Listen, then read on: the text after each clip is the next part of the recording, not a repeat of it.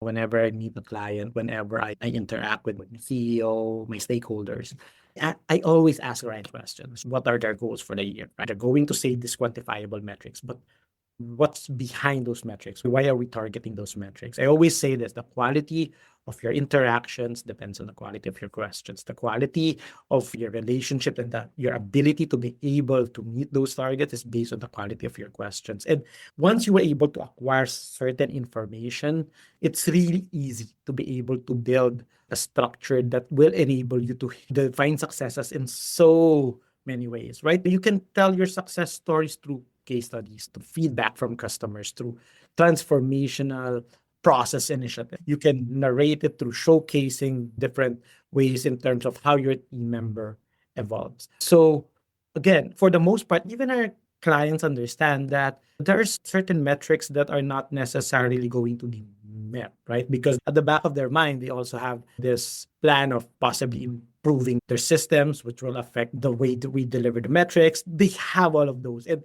they're not necessarily going to just simply share it with you. So that's the reason why questions Yeah. are relatively important.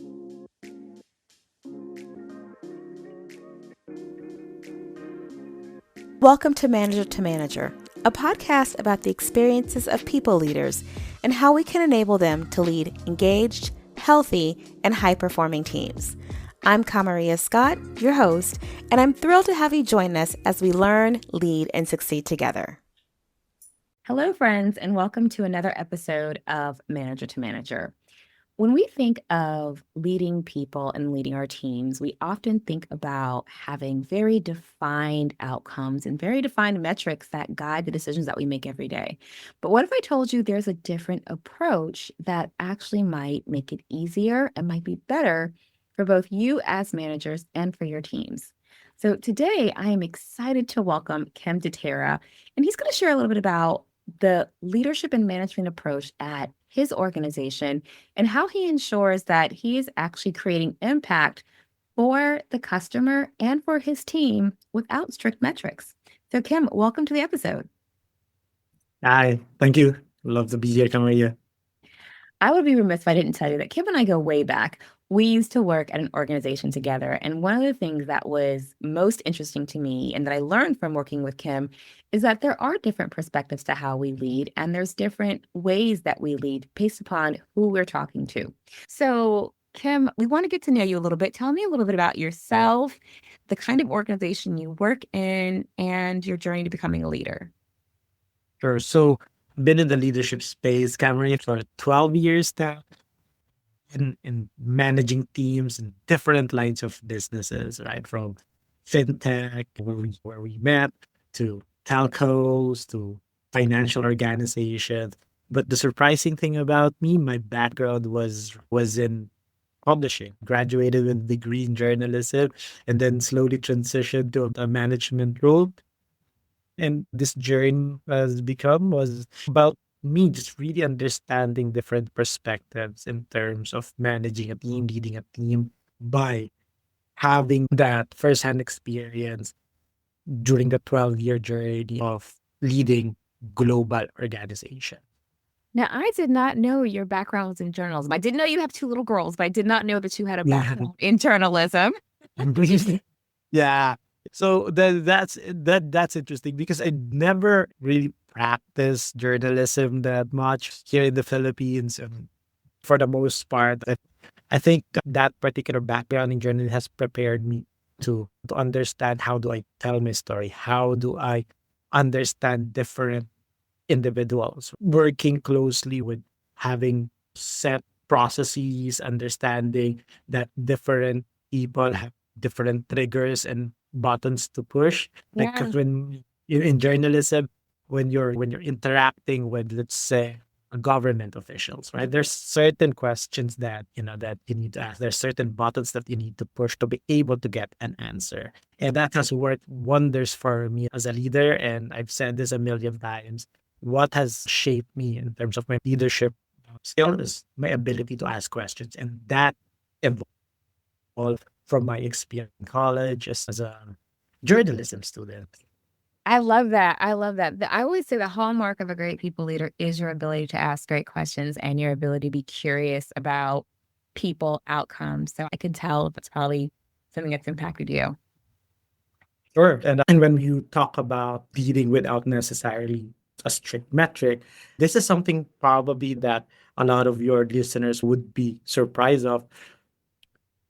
In Asia, there's a rigidness in terms of you having to meet your metrics, right? So when I went out and joined a global organization such as the one that we belong to, I was really surprised in terms of how we look at our successes that goes beyond the numbers. So it's not necessarily about having strict metrics, it's how you thrive beyond metrics that has allowed me to be really successful regardless of the industry that I'm at, whether it's an outsourcing industry, fintech, or telco. This leadership principle has really helped me shape how I manage the team. I love it. So let's talk about it then. If we're not using just strict metrics, talk to me a little bit about how you ascertain whether your team is on track or even the metrics that have been given to you by your people leader. That's a really good question. And don't get me wrong. From our position as managers, we need to have like quantifiable results. At the end of the day, we are appraising our people, and the way for us to have that objective weight, who will get the most appraisal, is based on certain quantifiable metrics. But what I realized over the course of my career is that successes and impact comes from different ways. When we talk about thriving beyond metrics, it's really just enabling your people to think strategically rather than transactional. It allows them to really focus on just meeting beyond the numbers and ensuring long-term impact of what they do to the organization and hopefully to their own personal growth. Right? Again, I mean, there's still some metrics that you have to show, like quantifiable results, but it doesn't necessarily mean that if you don't meet one of those metrics, your team is a failure. I'll give you one good example of it that I just experienced last year. One of the key metrics that I'm always measuring our team on is what is the percentage of the participants are we getting every year in terms of our developmental programs. And midway through the year, we're not yet there, Gary. I'm like 90% sure that we might not necessarily hit it. So I've had that discussion with my team about it. And after I had that discussion, I took a step back and just allowed them to operate and took ownership of that. What I realized is that they evolved as a team and they slowly changed the way we are advertising our developmental courses. They focus more on building the partnership with their respective accounts that they are managing. After we had that discussion, when I saw them operating like that, we slowly increased the participation rate, but we were still not able to hit it at the end of the year. One thing though that I realized when I took a step back and I just really look at how we were able to make an impact is that that particular year, that is also when we had the most number of projects specific to the accounts that we're measuring. That was also when we realized that we were able to decrease the amount of time for our team members to really exhibit the skills.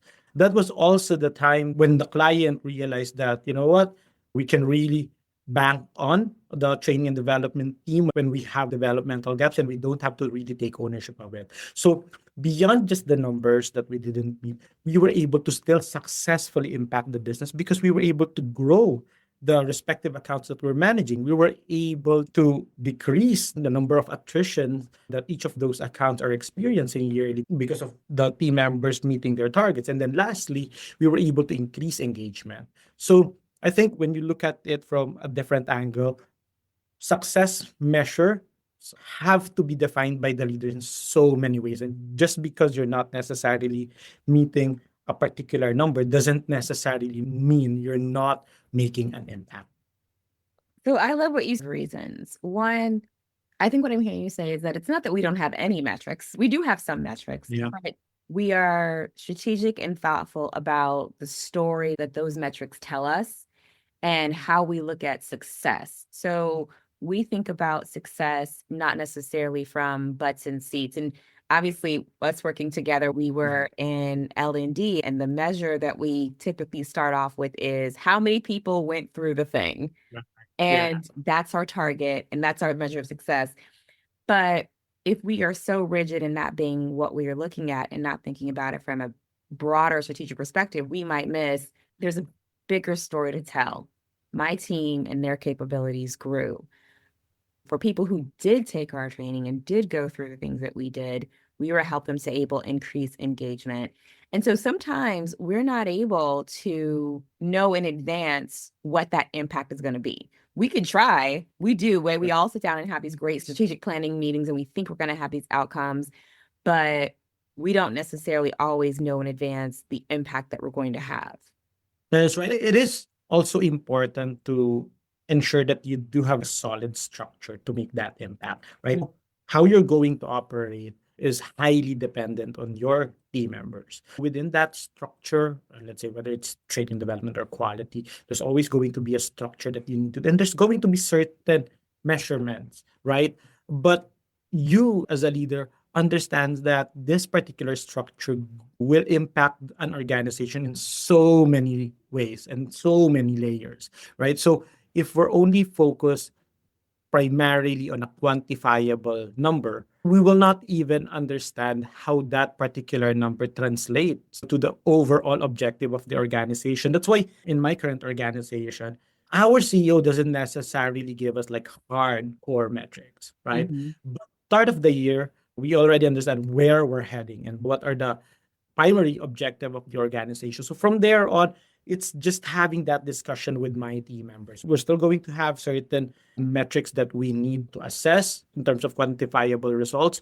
But from our leader's perspective, if I don't meet this metric, it doesn't mean I'm not necessarily impacting engagement or I'm not necessarily impacting the branding, right? There were instances in the past where there's a particular metric that we were not able to hit, but we were able to really impact the bottom line of the organization because we were able to lower down the attrition in the accounts that have the highest number of headcount. So strategically, you have to be able to look into that. And another reason why we're operating with this type of methodology and why we're thriving beyond metrics is because when your team members are solely focused on just hitting the numbers, it also derails their development and their improvement because you're not necessarily factoring in possible mistakes that are out of their control in terms of meeting those metrics. So we have to eliminate that and we have to give them that freedom to commit those mistakes, figure things out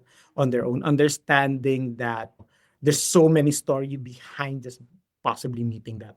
I agree with you wholeheartedly. I was having a conversation with somebody and they said there are two zones that people have. They have a growth development zone and then they have a performance zone. And where people tend to get burnt out is where we expect them to always be in the performance zone.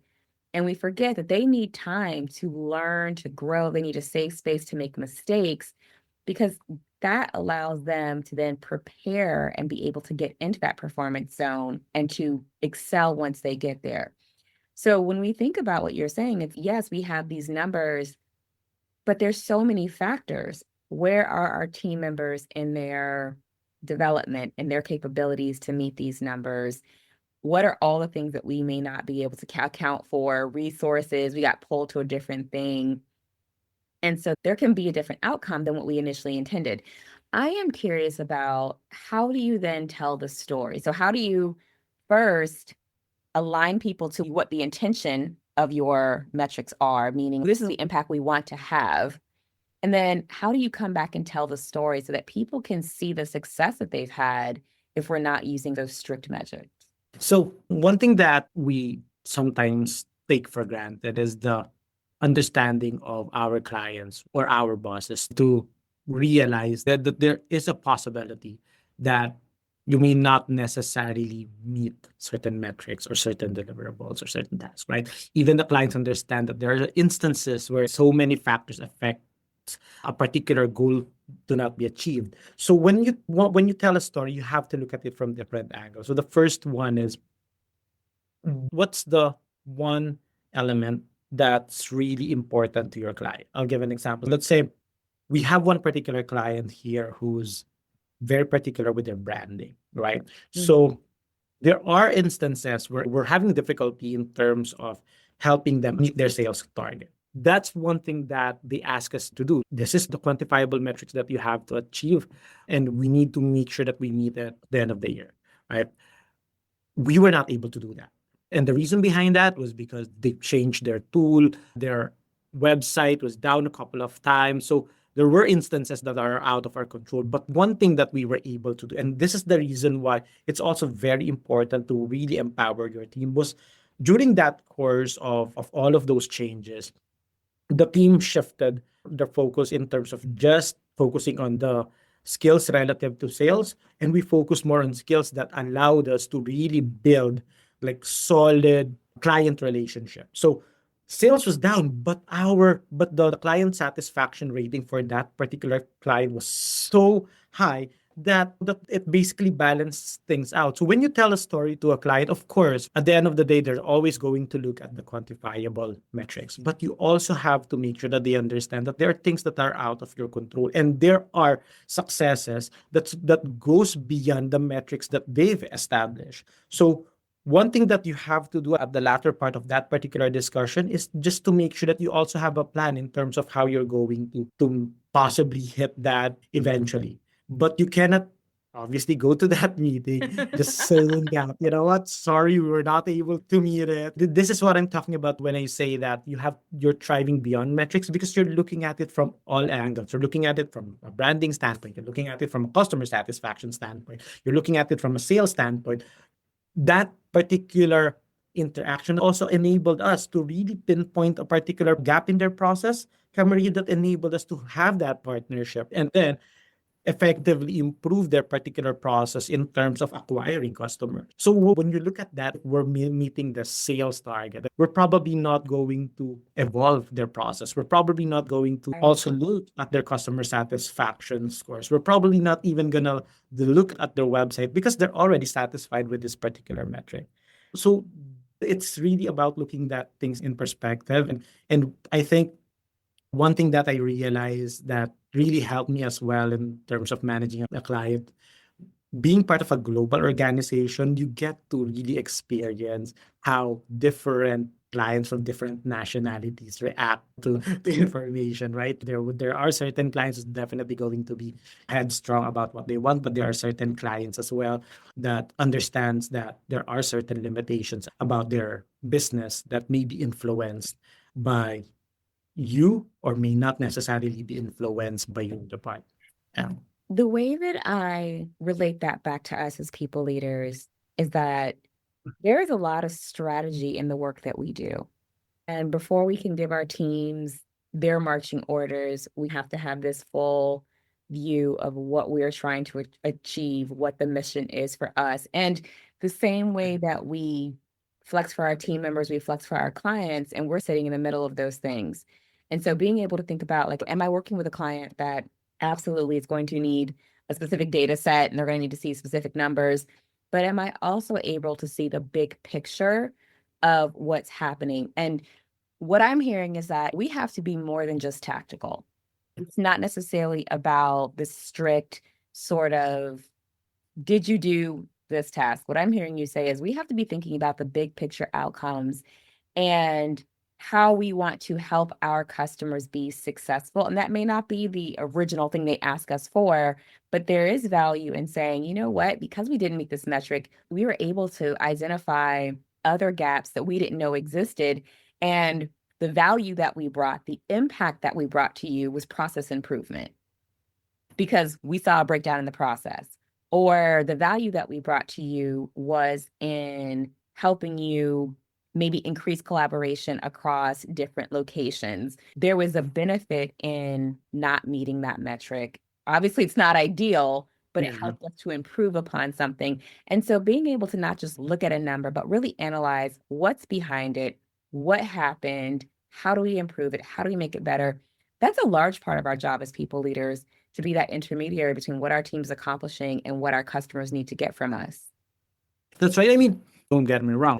Like I said, at the end of the day, there are certain clients really requiring us to meet those numbers. But I think one thing that we have to do as leaders, and one thing that I am taking pride of when I'm managing a team, is the quality of questions. So at the start of the year, whenever I meet a client, whenever I interact with my CEO, my stakeholders, I always ask the right questions. What are their goals for the year? Right? They're going to say these quantifiable metrics, but what's behind those metrics? Why are we targeting those metrics? I always say this: the quality of your interactions depends on the quality of your questions. The quality of your relationship and your ability to be able to meet those targets is based on the quality of your questions. And once you were able to acquire certain information, it's really easy to be able to build a structure that will enable you to define successes in so many ways, right? You can tell your success stories through case studies, through feedback from customers, through transformational process initiative. You can narrate it through showcasing different ways in terms of how your team member evolves. So again, for the most part, even our clients understand that there are certain metrics that are not necessarily going to be met, right? Because at the back of their mind, they also have this plan of possibly improving their systems, which will affect the way that we deliver the metrics. They have all of those, and they're not necessarily going to just simply share it with you. So that's the reason why questions are relatively important. Because again, there are certain things that may be out of your control. Knowing ahead of time that those uncontrollable factors will definitely affect quantifiable metrics will ensure that you will have a different story to tell if in case you were not able to really Yeah. achieve those targets. And there's something interesting about asking the right questions, because there is a start of what are we trying to achieve? What's the outcome? What matters? And so I think what I'm hearing you say is you have to be really good at fact finding. You have to be able to think about what is the actual outcome. It's not just a number or a target they're trying to hit. There's an outcome associated with that number that we have to dig deeper to figure out what's the pain point or what's the thing that they're solving for that we're helping them solving for. And to your point, then our case studies can help them. One of my favorite evaluation techniques is Brinker-Hoff's success case method.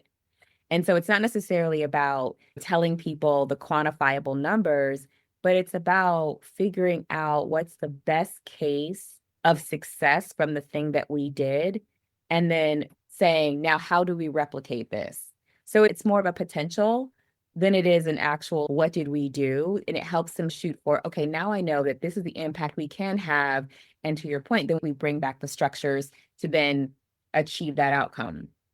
We have to admit that it's going to be difficult to consistently hit a particular metric year on year. But it's very easy to create an impact in so many ways. Yeah. So again, there are so many things that are out of your control, and you'll be fortunate if you're going to meet your quantifiable metrics, say 3 years straight, right? Or your revenue targets for 5 years straight. So what we need to always anticipate of as leaders, and this will also enable your team to think creatively, to think out, just really look long-term impact, looking at bigger picture, right? Regardless of how the numbers change, regardless of how those metrics are defined, it's our responsibility to ensure that we are generating and we are enabling our team members to really look at certain ways in terms of how they impact an organization. Yeah. So how do we do that? Because when we think about development, when we think about growth and assigning projects, I'm not sure the conversation is always structured around the impact we want to have. Right? Even when I think about how we set goals for people and we talk about SMART goals, those tend to be very metric driven. They tend to sometimes miss the impact or outcome because we start saying, okay, we're going to do this specific task to this specific number by this time. But that conversation around SMART goals really doesn't lend itself to let's talk about output or impact. So when you're talking to your team, how do you have that discussion with them to have them in the mindset of impact? Yeah. So it's really about creating a structure that provides really solid direction without unnecessary restriction. So whenever I have that discussion with my team, it's really about focusing on the objectives and key results rather than rigid metrics, right? So when we talk about participation rate, right? We're going to define that at the beginning of the year, but we're focusing on value-driven benchmarks rather than the number-driven one. What's going to happen if we meet this particular metric? What's going to be the impact if we don't? And how are we going to measure the impact of this metric to the organization? And that's the discussion that you need to have with them, and not just necessarily about, hey, Kim or Kamaria, you need to hit 50% participation rate. Sure, but like, why am I So doing what? this? Yeah. Like, and what happens if I do? What happens if I don't? Well, even our kids, Cameron, you will always say, why, Dad, right? Why can't I miss class? So with adults, you have to answer the why question. So when you allow them to operate independently, they have a mind, they do have a way to be able to operate with creativity and innovation. Again, just going back to my example of participation rate. So when I discuss participation rate, like, we need to target 50%. Why are we doing this? The reason why we're doing this is because people need to understand that there is a footprint of development in the organization, enabling them to take ownership of their career and development, allowing us to stop the culture of just blaming their leaders when they're not performing well or when they're not moving up the ladder, empowering everyone to just take ownership of their performance. So when your team members understand, oh, you know what, Kim, that is the reason why we have to do this, they are thinking different ways in order for them to meet it. Achieve And it. Yeah. you're putting intention behind those numbers. And when there's an intent, you don't necessarily have to constantly be behind the back of your team members, just constantly hammering them down about those numbers. So that's basically how I manage the team. And I also make sure that there's constant alignment between us, right? Your team members will always experience certain roadblocks. Your role as a leader is how are you going to eliminate those roadblocks so they'll be able to thrive beyond those particular metrics. The clients that I have to speak of, is it the tools that they need to have? Is it a particular gap in our process that we need to improve? That's what has worked for me. So like really providing that direction from the get-go and eliminating the restriction so they would be more empowered. I love that. Nothing makes me happier than when someone says, here's the outcome I need you to achieve. And then they take a step back and say, go forth and conquer. Because to your point, you never know what somebody's creativity and how they're going to approach the problem, or how they're going to bring their own experience and their own expertise to something that, yes, you might have solved it one way, but when you give them space, they can solve it in a different way and you're still getting to your outcome, but then they get to take ownership over how they get there. And so I know one of the things that you and I talked about in the prep call was the ability to give people space and to think about, like, how do I make sure that each person knows what we're trying to achieve? But then sometimes if I give them too much space, it gets a little loose.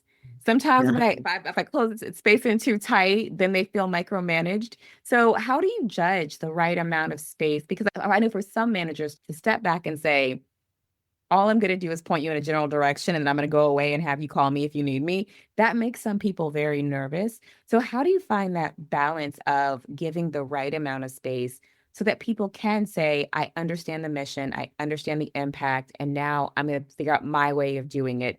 How do you do that in a way that feels comfortable and right for each person on your team? What I typically do is just stepping back from the moment that I hire someone, right? So I do have like certain core competencies and skills that I'm looking for from an individual, right? So yeah, your ability to analyze, your ability to be adaptive, right? Agile, thinking outside of the box, right? Your ability to be creative. So once those core competencies are checked out, the next thing that's relatively important to me are the skills. So before you give anyone a space, right? You need to make sure that they're ready to operate within that particular space. I think I look at it in terms of how we as parents manage our kids, right? It's not that we don't want to give them space, it's just that they might embarrass themselves, or worse, right? They might kill themselves. So same goes when I'm managing my team. I have to first build their skill set, right? When I hire someone, they have this relatively small space to operate, right? They still have that autonomy, but it's a relatively small. And when I hire some, I already have 6 month plan in terms of how I'm going to let them go in the wild. First, like plan out what's going to be your developmental strategy. How are you going to put them in a situation where they're going to flourish and you're going to minimize the amount of time for them? How are you going to make things a little bit uncomfortable with them? So there, to your point, there are certain people who may be a little bit uncomfortable with that space, right? And when you're managing a global team, different people from different region do embrace it in different ways. There are some people who may thrive on it. There may be some people who will be a little bit confused on how they're going to operate. So you're going to bank on your ability to develop your team members, right? So when they have that particular skill set, okay, now it's your responsibility to take a step back and just have faith that they'll be able to do it. Now, space is not necessarily about being absent. It's just ensuring that you're there when they need you and that you're basically understanding when to step in and when to step back. And one thing that we're always forgetting as leaders is that when we hire someone, they do have these certain strengths. And that's the reason why you bring them as part of your team. And I often frowned upon some people that I interacted when 2 months, 3 months into the journey of that particular person, you're already giving up. That is something that I don't really understand in terms of how we as leaders enable our team, right? Because from the get-go, when you hire someone, the focus should be how are you going to empower this person so that things will be relatively easy for you. Whether we like it or not, Camaria, when we're already in this particular role, we don't have a lot of control, right? So we're not the ones in the trenches doing the hard stuff, right? So we need to be able to just allow people to figure things out, ensuring that when you need to step in, that you know how to guide them, ensuring that you are confident enough that you develop their skill set to thrive in an environment Yeah. where they can just operate freely. That is so interesting. I wholeheartedly agree that there's something about that foundational set of skills, right? If I know that you have good analytical skills, you have good problem solving skills, you have good creativity skills, those are sometimes things it's hard to teach people. So those are things that we select for if we can. And then the part about being able to give them the space to grow. Tactically, what that means to me is, and what is in our control is how we assign work, what goals, what metrics, what things we assign to people. And what I find sometimes is misstep of maybe newer managers or less experienced managers is not planning the work to anticipate the growth that people need to have. And I think that's what I'm hearing from you, which is Right. basically, because you said it before, there's things that are unintended that you have to account for when you're planning work, when you're saying these are the deliverables, these are the deadlines, these are the things that need to get accomplished. There's a human for now doing those things. And you do have to take into consideration where are they in their development journey that's going to impact how they perform and how are you baking that in, because they may need time to learn to figure out whatever it is you're going to do, or they might even need time to experiment to get to a place of understanding what to do. So yes, we step in when we see somebody struggling, we step back when we see that they've got it, but it requires us to think about the person and the work and the project and how all those things align so that we are giving people adequate space to figure it out as they go along, knowing that no one's going to be 100% able to do all the things all the time. And we don't want to overpromise or box them in to where they feel like they don't have the space to grow while they're learning something. Yeah. One thing that I realized over the course of my career is that people will surprise you, right? Yeah. Right. So even myself, there are instances when I thought, oh man, this is something that I don't necessarily know.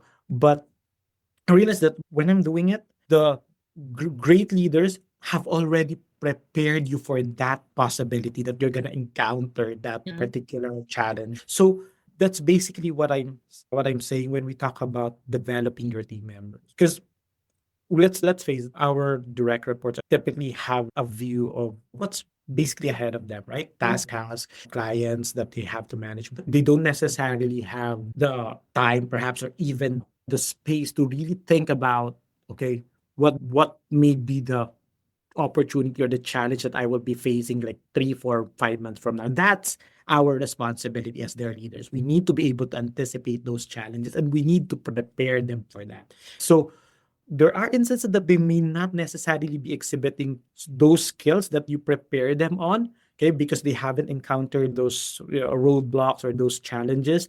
But if you have the confidence that you were able to really map out the development of your people, that you were able to really groom them and and develop those particular skill set, there's really no reason as to why you cannot give them that space and even have the confidence of just stepping back.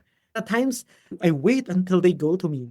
I'm not even stepping in. I wait until they come to me and say, Kim, I don't know if I know this, if I'm doing it right. And the thing is that they are surprised after they showed me their work because I typically don't have anything else to give as feedback because they are doing something brilliant.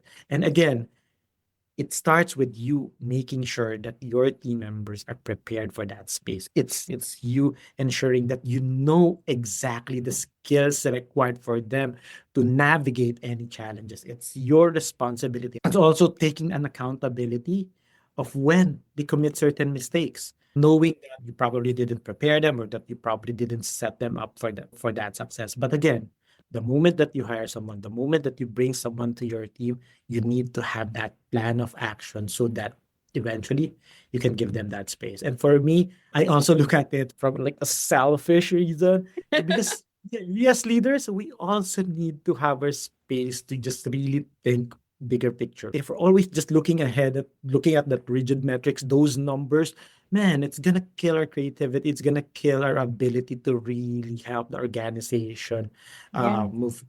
I think if you're looking at it from that particular lens, that you need to allow people to have space so that you too can have the space to operate and really think on how you will impact the organization for you. There's really no reason as to why you shouldn't do that.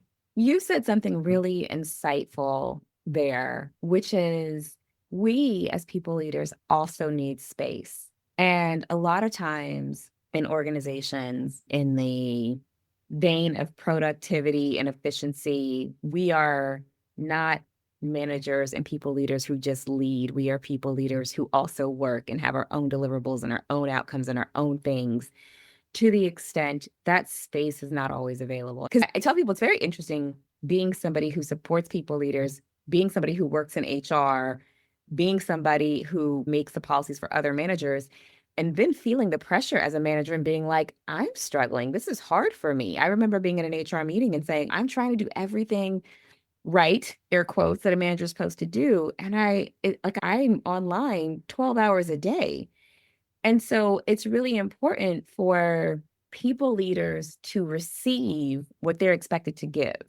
So if I need to give space to someone to grow and to develop and to think strategically about how they approach that work, I too need to have that ability to think and to strategize about my team and to think about what each person might need, to think about their development plan, to think about the roadblocks they may anticipate.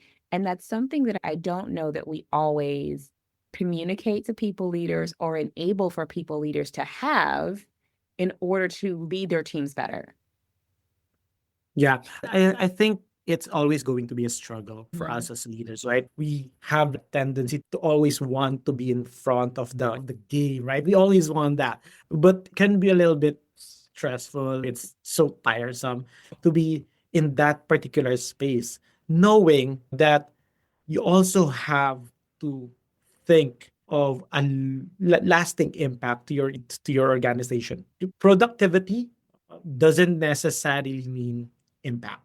Oh, So yeah. even if we're attending meetings after meetings, that doesn't necessarily mean that we're generating tremendous impact. Even if we're doing the legwork, it doesn't necessarily mean I'm very big in terms of the development from the get-go, developing your team members. Because that's also when you're developing your succession plan, Kamaria. So when someone comes in, that's when you realize, hey, you know what? There's a reason why I'm hiring this person. This is for them to take care of this particular task. So if you're still doing that particular requirement, then why do you even need to hire another person? So it's, I would say that it's a little bit ironic that we as leaders are hiring individuals, but we're not necessarily empowering them to really take ownership of your department. Again, your role is to take a step back, understand potential challenges, making sure that we as a department navigate it. But at the end of the day, how we're managing our clients, how we satisfy our clients,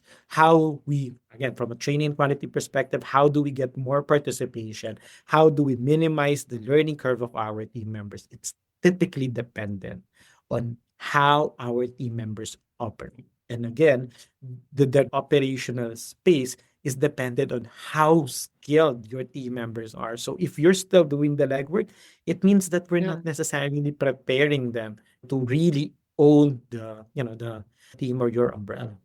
I love that. That is a fantastic place to wrap that up. Those are great final words of wisdom. Listen, I want to tell you, this has been the most delightful conversation. I love the way that you're able to connect the dots from the client experience all the way down to the team experience, and that thread from figuring out the impact you want to have with your clients and how you have those conversations, and the impact you want to have with your team members and how you structure things to allow them to arrive at that place. So, on behalf of the listeners, I just want to thank you for your time and for your insight and for sharing your expertise with us. If somebody wants to reach out to you, is LinkedIn the best way to do that?